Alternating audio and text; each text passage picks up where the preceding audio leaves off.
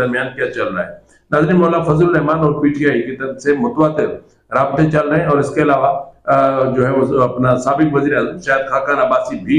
मौलाना फजल रहमान से मुतवातिर राब्तों में है और कोशिश ये की जा रही है कि ईद के बाद जब पीटीआई बहुत बड़ी तहरीक शुरू करे तो उसमें ग्रैंड जो अपोजिशन अलायंस है वो भी मारज़ वजूद में आ चुका हो और उनका भी एक हिस्सा आ जाए और जेयूआईफे भी अपना स्ट्रीट पावर शो करे। एक तरफ पीटीआई होगी, एक तरफ जेयूआई होगी, तो एक भरपूर पावर शो हो सकता है जो हुकूमत की बुनियादों को हिला सकता है।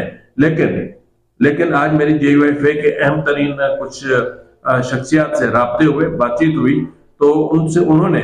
कहा कि जी हम तो रोजे में हैं और इस हालत में हम झूठ भी नहीं बोल सकते और हम सच भी नहीं बता सकते।